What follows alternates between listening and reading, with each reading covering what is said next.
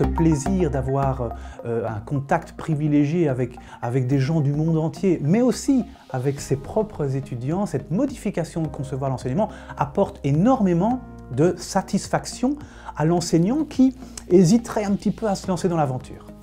Ceci était une manière pour moi de retraverser la matière, de la reformater pour ce nouvel usage, et c'était une expérience tout à fait intéressante qui m'a appris des nouvelles compétences. Le défi, c'est de faire de la bonne vulgarisation scientifique, c'est-à-dire éviter, bien sûr, dire les choses de manière simple, mais sans chercher, ça ne veut pas forcément dire qu'on simplifie le contenu. C'était vraiment une opportunité pour innover.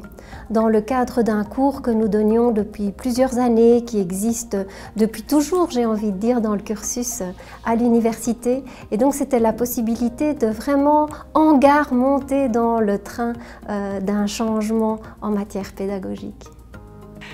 Moi j'ai vraiment bien aimé tout. Alors il y a eu plutôt des moments où c'est lourd, ça oui, mais les moments waouh, la première vidéo, la première mise en ligne, moi j'ai bien aimé l'entièreté du processus.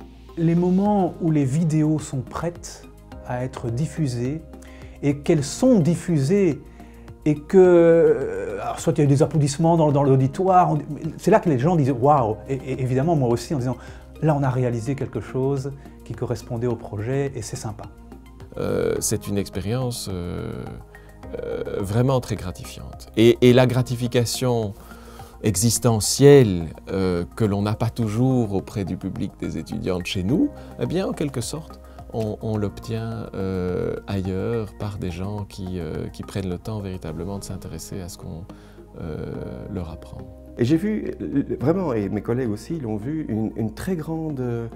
Voilà, un très grand engouement, un très grand enthousiasme et une haute qualité des réponses de beaucoup d'apprenants. Eh bien, on a eu une multitude de messages, de remerciements de personnes qui nous disaient « Écoutez, vous ne prenez pas seulement part à une activité d'éducation, vous prenez part à un projet humain, personnel qui nous impacte directement parce que voilà, le savoir n'a pas de limite. » C'est un train qui passe, on ne sait pas très bien où le train va s'arrêter, on ne sait pas si ça va être un succès ou pas, mais il y a deux attitudes possibles. Soit on monte dans le train et on fait le voyage et on voit où on arrive en y contribuant, soit on regarde le train passer et à un moment donné ce sera trop tard.